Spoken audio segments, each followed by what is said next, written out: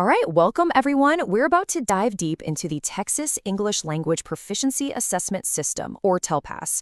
Now, whether you're brand new to being a rater or you're a seasoned pro, this is all about getting you calibrated and feeling totally confident. So let's jump right in. Okay, so here's our game plan for today. We'll start with an intro to TELPAS, then we'll break down the assessment framework. After that, we'll hit the core skills you need as a rater, and we'll wrap it all up with standards and preparation. First up, let's get into the why behind TELPAS and really understand the critical role that you play in this whole process. So this program is really designed to empower you. We're not just reading from a manual here. By the end of this, you're going to be able to accurately and holistically assess English proficiency across all 4 language domains. You'll know exactly how to uphold test security to make sure our results are valid and reliable. You'll also be set up to collaborate effectively with other educators, which is so important. And maybe the biggest piece of all, you'll be providing the data that really supports student growth and helps our emergent bilingual students succeed. So what does it actually mean to be a TELPAS rater? Well, here's the bottom line. This is not about a one-day, one-shot test. Your job is to give a holistic rating. That means you're observing students in all kinds of situations, both academic and social, to get the full picture of their English skills. In the end, it really all boils down to your professional judgment to assign one of those 4 ratings: beginning, intermediate, advanced, or advanced high. Okay, we've got the why down. Let's move on to the what of TELPAS. We're going to demystify the assessment framework itself. The authority behind all of this? That's the Texas Education Agency, the TEA. They set the rules. Now, a couple of things are non-negotiable. First, you've got to be familiar with the student and their English skills in the classroom. And second, you must complete annual training. We're talking about test security, how to do the holistic ratings, and those all-important calibration activities. This isn't just a suggestion. It's absolutely essential for keeping the results consistent and reliable statewide. So, what does the assessment actually look like? Well, think of it in 4s and 2s. You've got 4 language domains we're looking at: listening, speaking, reading, and writing. And you have 4 proficiency levels to rate them on: beginning, intermediate, advanced, and advanced high. Now, there are 2 main ways we assess. For the little ones, K through 1, it's all holistically rated by you.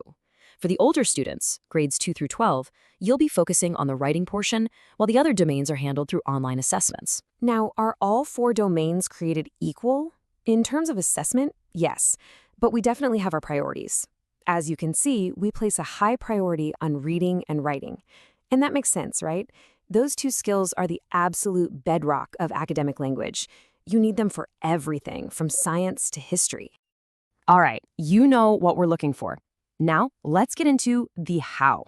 This next section is all about the core competencies you'll need to master to be a great rater. Think of this as your rater's toolkit. These are the 10 core skills that are fundamental to doing this job right. We're talking about everything from really knowing those proficiency level descriptors, or PLDs, to assembling valid writing collections, collaborating with others, and of course, maintaining ironclad test security. Mastering these is the key. Okay, time for a quick knowledge check. Let's put one of those core skills to the test. Imagine you're putting together a writing collection for a 4th grader. Look at these options. Which one is a big no-no? Take a second and think about it. And the answer is C, a completed fill-in-the-blank worksheet. If you got that, awesome. Here's why. Writing collections have to be authentic samples of a student's own work. A worksheet just doesn't show us what they can do independently. We need to see them generate their own writing. Remember the rules. At least 5 samples, 1 in the past tense, and 2 from academic subjects. That's how we get a true picture. And this really shows how the work you do has ripples across the whole school. It's not just about a score in a gradebook. These TELPAS ratings, they're used in LPAC meetings to make critical decisions about student placement. They're part of the conversation in ARD committees for kids with special education services. And yep, they're a big piece of the puzzle for your campus and district's accountability ratings. What you do really, truly matters. Okay, let's talk about something that is absolutely 100% non-negotiable: test security. This is serious stuff. You have to keep all testing materials secure at all times. That means never leaving them unattended, period. And if you even suspect a violation or a breach of confidentiality, you have to report it to your campus coordinator immediately. No hesitation. This is a core part of your professional responsibility. So, how do you go from being a good rater to a truly excellent one? It comes down to these key skills: First, always be student-centered. You're focused on their consistent ability right now, not what they did last year. Be objective. You're comparing them to the PLDs, not to the student sitting next to them. Talk to other teachers. Collaboration is huge, especially for those borderline kids. And of course, document everything clearly and double-check your reporting. That precision is what makes the whole system fair.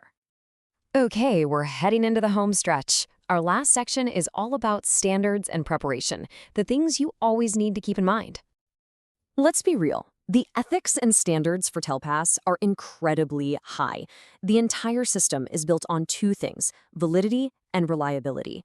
If those crumble, the whole thing is meaningless. And that's why any violation of test security has major consequences. We're talking about invalidating student scores, sanctions against your teaching certificate, and even hurting your district's accountability rating. This is a responsibility we all have to take very seriously. So how do you make sure you're always ready and your skills stay sharp? Well, it's a mix of working on your own and working with your team. For individual study, you should be living in those PLDs, reviewing the rater manual, and looking at student writing examples. Then for group work, you've got to participate in calibration sessions, collaborate with other raters, and talk through tough cases with your coordinator.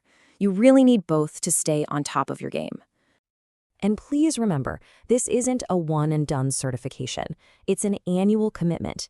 Every single year, you have to complete the rater training, pass the calibration activities, and sign that security oath. It's this ongoing practice and commitment to learning that keeps you sharp and honestly maintains the integrity of the entire TELPAS system. Okay, let's bring it all home with a final summary. What are the big takeaways? Remember, it's 4 domains, 4 proficiency levels. Holistic rating is the name of the game. Your annual training is mandatory. Security is absolutely paramount. And collaborating with your peers will always improve accuracy.